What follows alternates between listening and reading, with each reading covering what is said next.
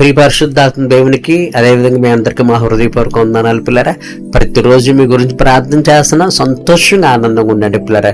ఏ problem గురించి కూడా మీకు భయపడవద్దు, ఎందుకంటే సృష్టికర్త దేవుడు మనతో ఉన్నాడు కనుక, ఆయన ఎల్లప్పుడూ మనం చేయి పట్టుకుని నడిపించే దేవుడు కనుక సంతోషంగా ఆనందంగా ఉండండి. మీకు ఏ ప్రాబ్లం ఉన్నా మాకు ఫోన్ చేయండి, వాట్సాప్ ద్వారా మెసేజ్ తెలియజేయండి. మీ గురించి ప్రార్థన చేస్తాం. ఆ పరిశుద్ధాత్మ దేవుడు గొప్ప కార్యాలు మీ పట్ల చేసే దేవుడే అన్నాడు. ఓకే, ఇదైనా ప్రార్థన చేసి వాక్యం జ్ఞానం చేసుకుందాం. దైవీ కాల సమయంలో తండ్రి మరొకసారి పరలోక దేవుని స్వరం ద్వారా మీరు మాతో మాట్లాడుతున్నందుకు నీ వందనాలు. వాక్యం ధ్యానం చేసుకుంటగా అనేక విషయాలు మాకు తెలియజేసి మమ్మల్ని ధైర్యపరచమని యేసు నామమున వేడుకొంచున్నాం తండ్రి, ఆమేన్. ఓకే పిల్లరా, కీర్తన గ్రంథం 3వ కీర్తన మనం చూసినట్టయితే పిల్లరా, దేవుని వల్ల అతనికి రక్షణ దొరకదని నన్ను గూర్చి చెప్పేవారు అనేకులు. యెహోవా, నీవే నాకు కేడుముగాను, నీవే నాకు అతిశయాస్పదంగాను, తలెత్తువాడుగాను ఉన్నావు. హల్లెలూయా. చూసారా, ఆ భక్తుడి గురించి అంటున్నారంట, దేవుడు వల్ల నీకు రక్షణ ఏం దొరకదు, దేవుడు నమ్ముకున్నా కానీ నీకేం ఉపయోగం లేదు అని. అతన్ని చాలా మంది దేవుని నమ్ముకున్న తర్వాత అతని జీవితంలో వచ్చిన ప్రాబ్లమ్స్ బట్టి అందరూ అతన్ని విక్రిస్తున్నారటండి. కింద మీద ఇంకో చోట అంటాడు, నీ భారం యెహోవా మీద మోపు, ఆయన నిన్ను ఆదుకుంటాడని చెప్తున్నారు కదా, ఆయన ఆదుకుంటాడేమో అని చెప్పేసి ఏం చేస్తారంటే చాలా మంది విక్రిస్తారండి. ఇదన్నా ప్రభు నమ్ముకున్న నీ జీవితంలో, నా జీవితంలో చాలా మంది ఏదైనా ఇరుకు, ఇబ్బంది, కష్టం, నష్టం వస్తే చాలా మంది అలా విక్రిస్తారు పిల్లరా. ఆ దేవుని నమ్ముకున్నాడు, ఎలాగైపోయింది, దేవుని నమ్ముకుందా ఆమె అలాగే అయిపోయింది, దేవుడికి మొర్రపెట్టు, మీ దేవుడు గొప్ప దేవుడు అంటా కదా, దేవుడు కాపాడతాడు, దేవుడు రక్షిస్తాడని చాలా మంది చిన్న చూపు, చులకం చూపు మనల్ని చూస్తూ అవమానంగా, అవహేళనంగా మాట్లాడుతుంటారు పిల్లరా. అలాంటప్పుడు బాధలో ఉన్న మనకి ఆ మాటలు మరింత బాధ కలుగుతాయి, కృంగిపోతూ ఉంటాం. కానీ అలాంటప్పుడు కృంగిపోయి వారి మాటలకు కృషించిపోవడం కాదు, కానీ నువ్వు చెప్పు, దేవుడు ఖచ్చితంగా నాకు సహాయం చేస్తాడు. ఇక నా దేవుడు నా తల ఎత్తువాడుగా ఉన్నాడని ఆ కీర్తనకారుడు అంటున్నాడు. చూడండి, యెహోవా, నీవే నాకు కేడుముగాను, నీవే నాకు అతిశయాస్పదంగాను, నా తల ఎత్తువాడుగాను ఉన్నావు. చూసారా, ఎలుగెత్తి నేను యెహోవాకు మొదలుపెట్టినప్పుడు అతను తన పరిశుద్ధ పరం నాకు ఉత్తరం ఇచ్చును. చూసారా, అందరూ అతన్ని ఎలాగో దేవుని నమ్ముకుని నీకేం జరిగింది, దేవుని నమ్ముకుని కష్టపెట్టి నష్టపెట్టి అని అంటుంటే పిల్లరా, చాలా మందిలాగా కృంగిపోలేదు. కానీ ఏంటి ఇలాగ అంటున్నారు, నా పరిస్థితి బాగోపోతే వీళ్ళ మాటలు ఇంకా వేదనకరంగా ఉన్నాయి అని అతను కృంగిపోలేదు. కానీ అంటున్నాడు, యెహోవా నాకు కీడముగా ఉన్నాడు, ఆయన నాకు రక్షణ దుర్గముగా ఉన్నాడు, ఆయన నాకు అండగా కొండగా ఉన్నాడు, నేను మొర్రపెట్టినప్పుడు ఆయన నాకు సహాయం చేసే దేవుడిగా ఉన్నాడని ధైర్యంగా సాక్ష్యం చెప్తున్నాడు పిల్లరా. అందుకే నీ జీవితంలో కూడా ఎప్పుడైనా నిన్ను దేవుని నమ్ముకున్నందుకు ఏదైనా కష్టమో, ఇరుకు, ఇబ్బంది వస్తే ప్రజలను హేళన చేసి విక్రించినప్పుడు కృంగిపోవద్దు, కానీ విశ్వాసంతో వారికి గొప్ప సాక్షి చెప్పు.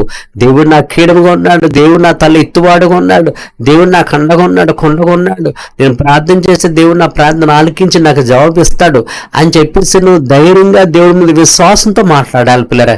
అంతేగాని వాళ్ళు ఏదో అంటున్నారని కృంగిపోయే గుణము, కృషించిపోయే గుణం ఉండకూడదు పిల్లరా. యోబు 23:10 అంటాడు కదా, నీ శోధింపబడిన తర్వాత నేను సువర్ణలా మారతాను అంటాడు. యోబు కూడా తన బ్రతుకులు అనేక శ్రమలు వచ్చినప్పుడు స్నేహితులు నానా రకాలుగా అతన్ని దుర్భాషలాడి అతను దూషించినప్పుడు అంటాడు, నేను శోధింపబడుతున్నాను, నా పరిస్థితి బాగోలేదు, కానీ దేవుడు నన్ను బంగారులా మారుస్తాడని సవాల్ చేసి చెప్తాడు పిల్లరా. అలాగే నీ జీవితంలో కూడా నీ పరిస్థితి బాగోలేనప్పుడు, ఏ విధంగా బాధపడ్డప్పుడు, ఎవరైనా మనుషులు వచ్చి అవమానపరుచున్నప్పుడు, హేళన చేసినప్పుడు నీకు శారీరకంగా బాధ కలుగుతుంది, కానీ వారి మాటలు బట్టి బాధ కలగకుండా దేవుని బట్టి ధైర్యంగా ఉండాలి, దేవునికి వాక్యాన్ని బట్టి ధైర్యంగా ఉండాలి. దావీదు అదే, నీ దేవుడి వల్ల నీకేం జరగదు, దేవుడు నీకు ఉపయోగమే లేదు, దేవుడు వల్ల నీకు రక్షణ జరగదు అని చెప్తుంటే ఆ మాటలు నిజమేమో అని కృంగిపోలేదు, కానీ దేవుడి పట్ల తన విశ్వాసాన్ని, నమ్మకాన్ని వ్యక్తపరుస్తున్నాడు. మీరు అలా చెప్పొద్దు, దేవుడు నాకు కీడుముగా ఉన్నాడు, నా తల్లి ఎత్తువాడుగా ఉన్నాడని వాళ్ళకి బలంగా సాక్ష్యం చెప్తాడు పిల్లరే. ఇది నా ప్రియ సహోదరి, సహోదరుడా, నీ వేదనలో, ఆవేదనలో అనేక మందిని తుణీకరించి దేవుని దూషించేటప్పుడు వారి మధ్య ధైర్యంగా, రోషంగా, పూర్తిగా నిలబడి ఒక మంచి సాక్ష్యం చెప్పగలిగి ఉన్నావా? నేను నా దేవుడు నాకు నా కష్టాలు ఇరుకులు ఇబ్బందులు వచ్చినాయి కానీ దేవుడు నన్ను వదిలిపెట్టి విడిచిపెట్టే దేవుడు కాదు. దేవుడు నా తల ఎత్తేవాడుగా ఉన్నాడు. నా జీవితంలో గొప్ప కార్యాలు చేసి ఇరుకుల నుంచి ఇబ్బందులు విడిపించే దేవుడే ఉన్నాడని దేవుడి మీద విశ్వాసంతో నమ్మకంతో సాక్ష్యం చెప్పాలని దేవుడు కోరుకుంటున్నాడు. దేవుని గణపరచాలని కోరుకుంటున్నాడు. నువ్వు కనుక దేవుని గణపరిస్తే సమూయేలు గ్రంథంలో దేవుడు చెప్పినట్టుగా నన్ను గణపరచవాడు నేను గణపరుస్తాను అంటాడు. నువ్వు అన్యుల మధ్య, నీ చుట్టాల బంధువులు స్నేహితుల మధ్య, నేను నమ్ముకున్నా నీకులా ప్రభు నమ్ముకున్న విశ్వాసుల మధ్య దేవుడి గురించి నువ్వు బలంగా సాక్ష్యం చెప్పు. తల ఎత్తేవాడు ఆయన, నా కష్టాల నుంచి ఇబ్బంది నుంచి విడిపించే దేవుడు ఆయనని నువ్వు ధైర్యంగా సాక్ష్యం చెప్పినప్పుడు తప్పకుండా అక్కడ వాక్యులు చెప్పినట్టుగా ఆ భక్తుడు ప్రార్థన చేసినప్పుడు ఆయన తన పరిశుద్ధ పర్వతం ఉత్తరం ఇచ్చాడు. ఆయన అంటాడు కదా, ఎలుగెత్తి నీ ఒక మొరపెట్టినప్పుడు ఆయన తన పరిశుద్ధ పర్వతం నాకు ఉత్తరం ఇచ్చును. ఎలుగెత్తి నీ బాధల గురించి, వ్యాధుల గురించి హృదయపూర్వకంగా కన్నీరు కార్చి ప్రార్థన చేసినప్పుడు నీ ప్రార్థన ఆలకించి నీకు జవాబు ఇచ్చే దేవుడు పేర. ఎంతమంది అవమానపరిచే హేళన చేసి వెక్కిరించారో, ఎంతమంది చిన్న చూపు చులకన చూపు చూసారో వాళ్ళందరి మీద తల ఎత్తుకునేలాగా దేవుడు చేసే దేవుడు అన్నాడు. అందుకే భక్తుడు అంటాడు, యెహోవా నాకు ఆధారము, నేను పండుకొని నిద్రపోయి మేలుకొందును. 10,000 మంది దండెత్తి నా మీదకి వచ్చి మోహరించినను నేను భయపడను. చూసారా, కావున అంటే దేవుడు నన్ను రక్షించే దేవుడు కనుక, నా ప్రార్థన ఆలకించే దేవుడు కనుక పండుకుంటాను, నిద్రపోతాను, ప్రశాంతంగా ఉంటాను అంటున్నాడు. 10,000 మందిని దండెత్తి వచ్చి మోహరించి నేను భయపడను. ఒకరు కాదు, ఇద్దరు కాదు, 10,000 మంది అంటే పిల్లరా, 10,000 సమస్యలు వచ్చినా నువ్వు భయపడాల్సిన అవసరం లేదు. 10,000 మందికి నీ ముందుకు వచ్చినా భయపడ అవసరం లేదు పిల్లరా. ఎందుకంటే అంటాడు, యెహోవా నాకు ఆధారం. దేవునికి ఆధారంగా ఉన్నాడు కనుక, దేవునికి అండగా కొండగా ఉన్నాడు కనుక ఒకరు కాదు, ఇద్దరు కాదు, 10,000 మంది వచ్చినా నువ్వు భయపడ అవసరం లేదు. ఒక రకమైన సమస్య కాదు, 10,000 రకాల సమస్యలు వచ్చినా నువ్వు భయపడ అవసరం లేదు. కారణం ఏంటంటే యెహోవా నాకు ఆధారమని భక్తులు చెప్తున్నట్టుగా నీకు ఆధారమని, ఆ ప్రభువే ఆధారమని, ఆ సృష్టికర్త దేవుడే నీకు ఆధారమని నువ్వు అనుకున్నప్పుడు ఎన్ని రకాల సమస్యలకైనా నువ్వు భయపడ అవసరం లేదు. ఎంతమంది నీ మీకు వచ్చినా నువ్వేమో ఆధారపడాల్సిన అవసరం లేదు. ప్రతి విషయంలో దేవుడు నీకు అద్భుతం విజయం ఇచ్చే దేవుడు పిల్లరా. అదే కీర్తన గ్రంథం 4వ కీర్తన 6వ వచనంలో కూడా అంటాడు చూడండి, 8వ వచనంలో కూడా అంటాడు చూడండి, యెహోవా నెమ్మదితో పండుకొని నిద్రపోదును, నేను ఒంటరిగా ఉంటున్నాను, నీవే నన్ను సురక్షితంగా నివసింపచేయదు. యేసునామం చూసారా, అంటాడు నేను ఒంటరిగా ఉంటున్నాను, దేవుడే నన్ను సురక్షితంగా నివసింపచేస్తాడు కనుక నేను నెమ్మదితో పండుకొని నిద్రపోతున్నాను. చూసారు పిల్లరా, అతను ఒంటరిగా ఉన్నాడు, అయినా సరే నెమ్మదిగా ప్రశాంతంగా పడుకుంటాడని నిద్రపోతాడట. కారణం ఏంటి? నేను ఒంటరిగా ఉంటున్నాను, నీవే నన్ను సురక్షితంగా నివసింపచేస్తావని. కనుక దేవుడి మీద విశ్వాసంతో నమ్మకంతో నువ్వు జీవించినప్పుడు మనుషులకి భయపడవు, కష్టాలకి ఇరుకులకి ఇబ్బందులు భయపడవు. ఎందుకంటే నీ ఆధారం దేవుడు కనుక, నీ అండా కొండ కోట దేవుడు కనుక నీ ఒంటరిగా ఉన్నా సరే ఆ భక్తులు చెప్పినట్టుగా నేను ఒంటరిగా ఉండనన్ను దేవుడు నన్ను రక్షిస్తాడు, దేవుడు కాపాడుతాడు కనుక ప్రశాంతంగా పండుకొని నిద్రపోతా అంటున్నాడు. చూసారు పిల్లరా, తను ఎంత ప్రశాంతంగా చెప్తున్నాడండి. నేను ఒంటరిగా ఉండను, భయపడను, ప్రశాంతంగా పడుకుంటాను, ప్రశాంతంగా నిద్రపోతాను. 10,000 మంది దండితో వచ్చినా నేను భయపడను, నా మీదకి వచ్చి నన్ను మోహరించినా సరే నేను భయపడను. కారణం ఏంటి? యెహోవా నాకు ఆధారం. పిల్లరా, కీర్తన 3వ కీర్తన 8వ వచనంలో అంటాడు, రక్షణ యెహోవాది. రక్షణ ఎవరిదటండి? యెహోవాది. నీ ప్రజల మీదకి ఆశీర్వాదం వచ్చును గాక. రక్షణ ఎవరిదండి? మనుషులు కాదు, డబ్బులు కాదు, వెండి బంగారాలు కాదు, మేడమిద్దులు కాదు, సృష్టికర్త దేవుడిది పిల్లరా. కానీ రక్షణ యెహోవా ఆధీనంలో, ఆ వాక్యం చెప్తుంది, యుద్ధానికి గుర్రాలు అద్దు కానీ రక్షణ యెహోవా ఆధీనంలో ఉంది. ఈ లోక సంబంధంగా గుర్రాలు యుద్ధానికి అవసరమే కానీ రక్షణ అనేది యెహోవా ఆధీనంలో ఉంది కనుక నేను రక్షించేవాడు, కాపాడేవాడు, ఆయన కొనుక్కుడు నిద్రపోక ఉండే దేవుడు కనుక ఆయన ఆశీర్వాదం నీ మీదకి వస్తుంది కనుక పిల్లరా. ఎవరు నీ గురించి నిన్ను కష్టాలు ఇరుకులు ఇబ్బందులు ఉన్నప్పుడు సునకంగా హేళనగా వెక్కిరింపుగా మాట్లాడినప్పుడు ఆ మాటలు బట్టి కృంగిపోక కానీ దేవునికి ఆధారంగా ఉన్నాడు. నేనేం భయపడను, నా దేవుడు నా తల్లి ఎత్తేవాడుగా ఉన్నాడు.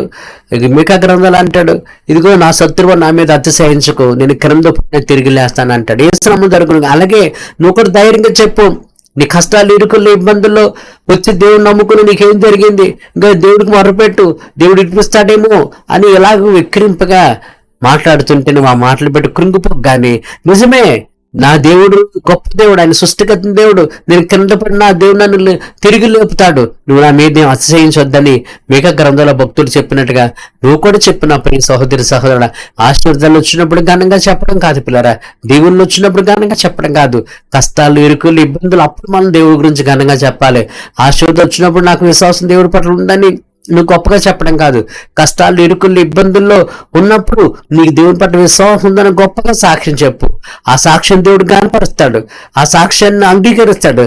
ఆ సాక్ష్యంలో నువ్వు చెప్పినట్టుగా నీ దేవుడు నీ తల ఎత్తుకునేవాడిగా చేస్తాడు. పిల్లరా, ఎన్ని క్రింద పడినా సరే, ఎంత క్రింద పడినా సరే అంతకంతు పైకి లేపే దేవుడు కనుక పిల్లరా, ఎవరు నిన్ను విక్రించినా, నీ పరిస్థితి బాగోలేనప్పుడు ఎవరు విక్రించినా, ఎవరు దూషించినా, ఎవరు నిన్ను తిట్టినా, ఎవరు అపహాసం చేసినా, ఎవరు హేళన చేసినా వారి కన్నీరు కాచక కానీ నీ దేవుడి పట్ల విశ్వాసంతో నమ్మకంతో చెప్పు, నేను క్రింద పడిన దేవుడు నన్ను తిరిగి లేపుతాడు.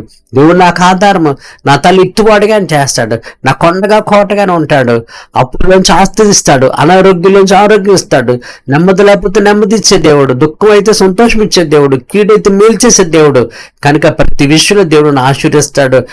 వాక్యం చెప్తుంది కదా, యెహోవా ఆశీర్వాదం ఆయన ప్రజలు, దాన్ని ఆయన నమ్ముకున్న నా జీవితంలో దేవుడు ఆశీర్వాదాలు దేవుళ్ళు నింపబడతాయి.